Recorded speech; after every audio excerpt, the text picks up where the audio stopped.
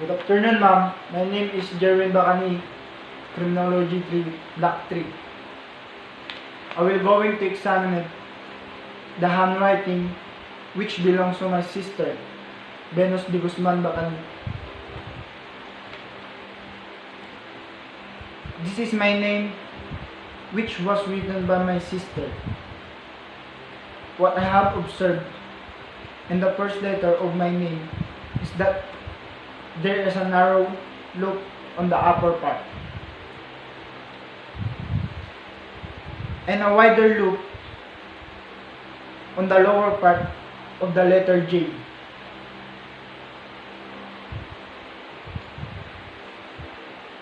Also on the letter E, there is a narrow loop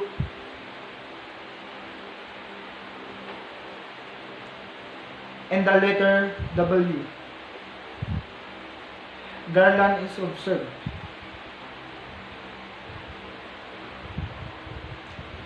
I also observed a diacritic on the letter I.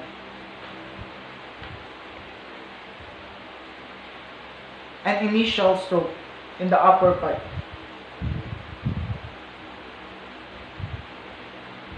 And a short hook on the lower part.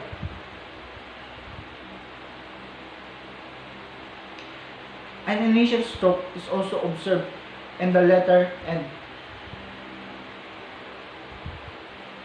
Also, an angle here.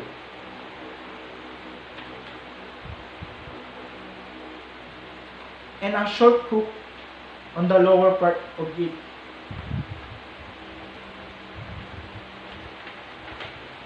For the middle initial, an eyelet or small loop is observed on the upper part and lower part of the letter D.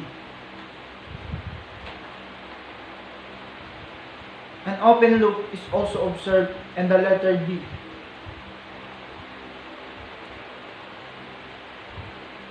And the letter G, a narrow loop is observed.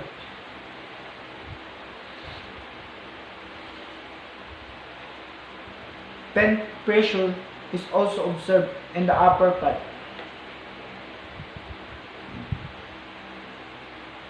And the lower part of letter G, loop is observed.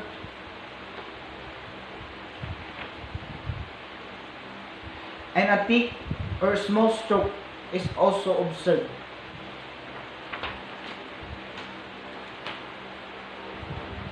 For the shortening, I observed that there is an initial stroke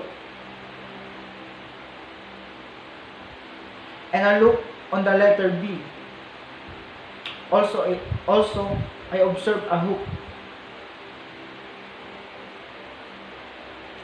And the letter A, hook is observed.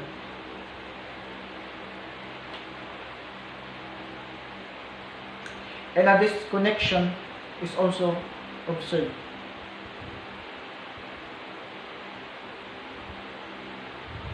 I also observed an initial stroke, an angle, and a hook in the letter N.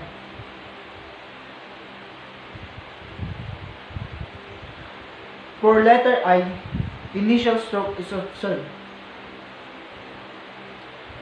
and also diacritic.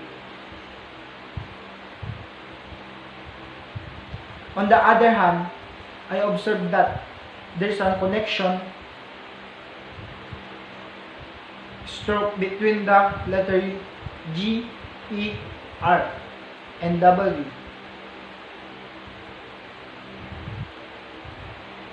While a hiatus is observed between the letter I and N. In the middle initial, hiatus is also observed between the letter D and G.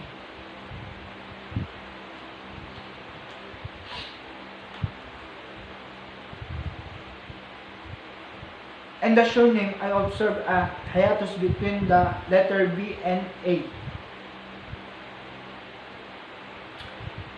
A reconnection stroke is also observed between the letter A, C, and A.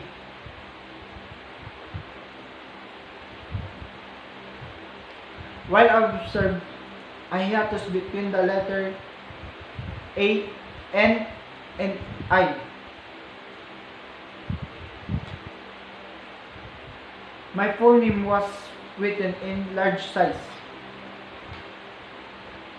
And its alignment is even. Also, the pen pressure in writing my name is even. Therefore, I conclude that my overall observation to this handwriting is that it belongs to only one person.